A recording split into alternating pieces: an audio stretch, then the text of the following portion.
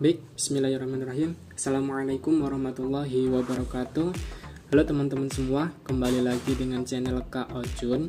Nah, pada kesempatan kali ini saya ingin membagikan sebuah materi yang berkaitan dengan benua-benua di dunia. Ini materi kelas 9 semester Gasal, yaitu pelajaran IPS di pertemuan beberapa KD awal gitu. Pokok pembahasan kita yang akan kita pelajari pada kesempatan kali ini apa saja? Yang pertama, mengidentifikasi letak 5 benua. Kemudian menganalisis pengaruh letak terhadap iklim di 5 benua. Dan yang terakhir, menunjukkan pembagian kawasan di 5 benua. Kita langsung saja masuk ke pembahasan yang pertama.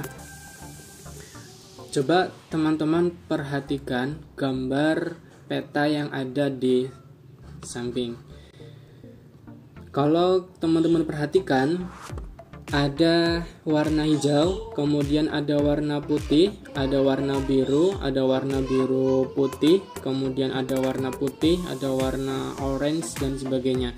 Nah, ternyata kita bisa membedakan yang warna hijau, warna kuning, warna orange, warna putih kekuningan ini merupakan sebuah daratan teman-teman semua, dan yang warna biru ini sebuah lautan ya, lautan.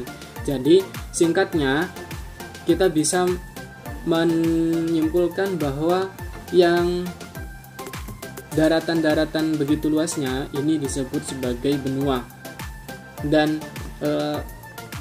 wilayah yang lautan ini disebut samudra, begitu ya, singkatnya seperti itu. Jadi di dunia ini ada kurang lebih 5 benua yang dapat kita pelajari teman-teman semua. Ada yang bilang juga 6, ada yang bilang 7 dan sebagainya. Yang 5 itu kita sebutkan saja. Yang pertama ada benua Amerika, yang kedua Eropa, yang ketiga Afrika, yang keempat Asia dan Australia. Ada yang bilang 6, Amerika Utara dan benua Amerika Selatan itu dibedakan, dipisah. Kemudian ada yang bilang 7, itu kenapa? Karena benua Arktik ya, Arktik yang ada di bagian selatan ini, yang putih ini dimasukkan juga. Jadi ada 7. Kurang lebihnya seperti itu teman-teman semua. Dan kita dapat mengetahui fakta bahwa benua Asia merupakan benua yang terluas di dunia. Kemudian benua Australia merupakan benua terkecil di dunia. Dan benua Australia adalah satu-satunya benua yang terdiri dari satu negara. Kemudian pembagian iklim.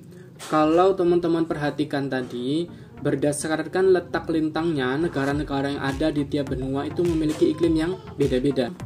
Sebelumnya kita pelajari dulu apa itu letak lintang.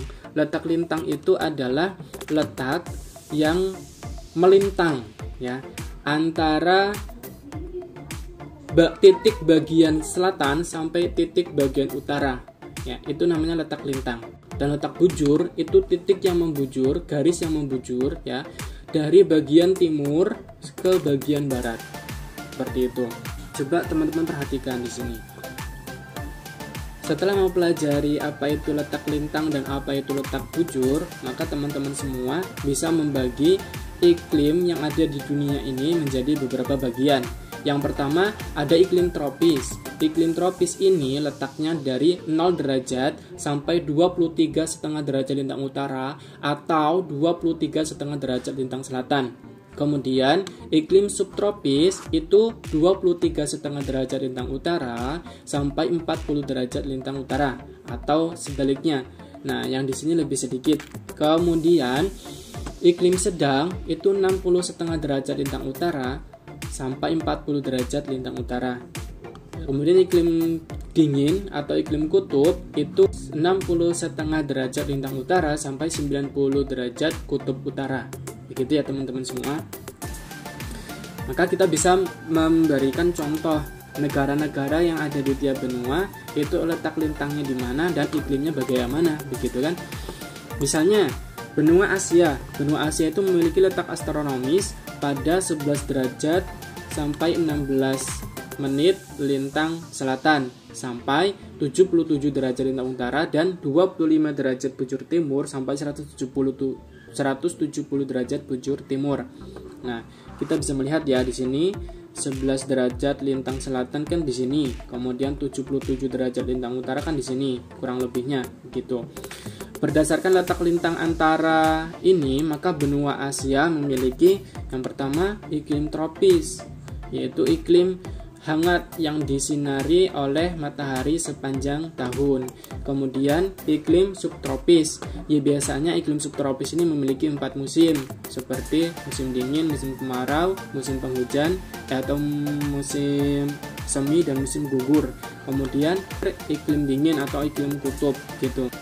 Jadi benua Asia itu memiliki semua iklim yang ada di bumi ya, dari iklim tropis, iklim subtropis, iklim sedang, dan iklim dingin, tergantung dengan letak lintang negaranya masing-masing. Semakin mendekati 0 derajat, maka itu iklimnya tropis, dan semakin mendekati iklim kutub, maka itu iklimnya iklim dingin. Gitu ya teman-teman semua. Kita next. Selain berdasarkan letak astronomisnya, letak geografis tiap negara di berbagai benua juga memiliki iklim yang berbeda teman-teman. Sebagai contohnya, misalnya benua Asia itu ini ya, perhatikan kursornya. Benua Asia itu ini, itu terletak di antara benua Eropa itu ini ya teman-teman, benua Eropa, kemudian benua Afrika dan Australia, dan di antara samudra Arktik ya, samudra Arktik itu ini, kemudian samudra Pasifik dan samudra Hindia. Ini teman-teman semua ya. Nah, samudra Pasifik dan samudra Hindia ini tentunya beriklim laut ya. Banyak angin yang membawa uap air sehingga memiliki curah hujan yang tinggi di negara-negara yang dilaluinya gitu. Kemudian ada wilayah Asia Barat, misalnya yang seperti ini nih, Asia Barat. Asia Barat itu iklimnya gurun. Jadi